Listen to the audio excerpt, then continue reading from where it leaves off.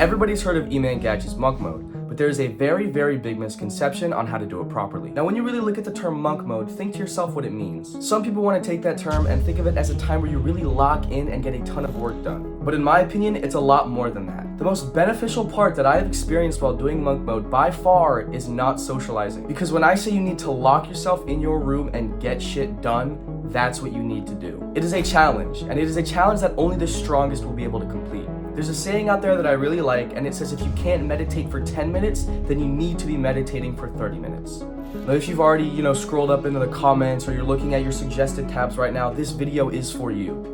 Now, this is going to be a little bit obvious, but the biggest part of monk mode is meditation. Meditation allows you to clear your mind and actually focus on things that you need to be doing. When you meditate during monk mode, you're not going to be thinking about what celebrity did this. You're not going to be thinking about what this person said in the news. You're going to be thinking about what your next move is. You're going to be thinking about how I can make my monk mode more efficient. You can do monk mode as long as you like. Granted, it's not going to be the healthiest thing to do, but trust me, you will get shit done. I usually do around 3 to 4 months, and I'm starting a new cycle very soon, but some people can go for 6 months, 7 months, and some people can only do a couple weeks. I suggest for your first monk mode to be a couple weeks long, just so you can get in the habit of it. But eventually, as time goes on and you're more used to it, then you can really get into the long periods. But once you build the habit and you're used to doing it, that's when you can get into the longer monk modes. I find myself meditating for 20 minutes a day no matter what. I usually do it in the morning or the afternoon because it clears my mind and helps with work blocks. Let's say I have something that's time sensitive that I really need to get done, I can always just meditate at night. It really helps before you go to bed, but as long as you're meditating, that's all that matters. When I do monk mode, I really focus on learning as much as I can. Not just from experience, but reading books and gaining knowledge. One of my favorite books that I've ever read is called The Way of a Superior Man. I'm sure a lot of you heard about it, it's very popular, but in my opinion, it opened me up to a whole new perspective on life. From women to business and fulfillment, it's a great book. I recommend anybody who's starting their first monk mode to read that book. You can do as long as 30 minutes to an hour of reading a day, but as long as you're getting it done, that's all that matters. Don't think that you can read for 5 minutes and then take a break. You have to have actual blocks where you read. I know some people that read for 2 or 3 hours, but they don't meditate. It's kind of interchangeable, so you can choose what you want to do,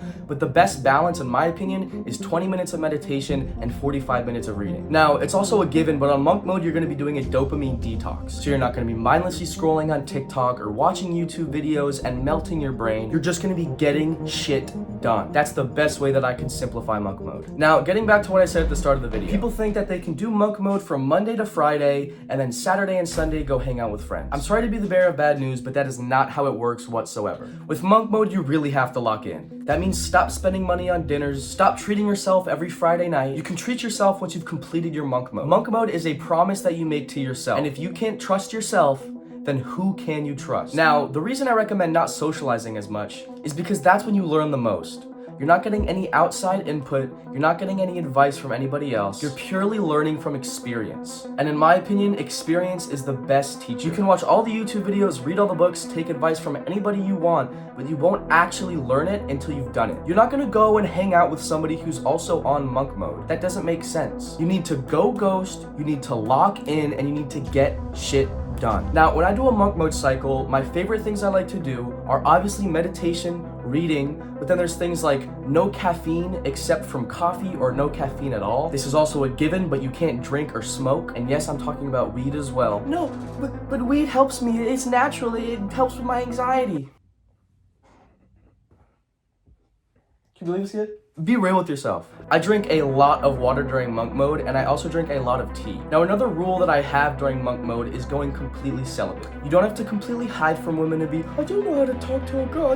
No, sorry, I'm on monk mode. I can't talk to you. No, you just have to be locking in, not worrying about, oh, she said this, or she's doing this, or she talked to this guy. Lock in, don't care, and obviously this is a given, but don't yourself. Now, obviously, the main non-negotiables are meditation, reading, not drinking or smoking. But in my opinion, if you use caffeine as a tool, you can either choose to utilize caffeine or not drink it at all. I know there's a lot of people out there who completely rely on caffeine for their energy, and that's not how you want to be living your life. If I drink a cup of coffee before I start a work block, that really helps me and benefits me. It's different for everybody, so that's why I recommend your first monk mode cycle is short and sweet, but you're going to learn a lot, not only from your business, but about about yourself as well. You obviously have to fit monk mode into your own schedule, but really find what works for you. I find myself waking up pretty early and getting started immediately. I know when I'm at school, it's a little tough to do monk mode, but I read a ton at school. That's where I get most of my meditation and reading done. I know there's a lot of kids out there who try to do monk mode, but they want to make excuses and say that school is too hard. Regardless of how much schoolwork you have or how much you have to pay attention in class,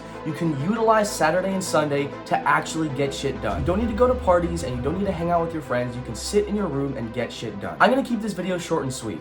There are given non-negotiables when you go into a monk mode cycle. If somebody wakes up at 8 in the morning but gets more shit done than you by 2 p.m., that's because they're doing what works for them. If you have something at 8:15, you don't have to wake up at 8. You can wake up at 5 or 6 or 7. You just have to find a routine that works for you. Whatever's the most time and work efficient. I'm going to be uploading once a week for the next 6 to 10 months. And if I skip one week, then I need everybody to flame me. Flame the shit out of me.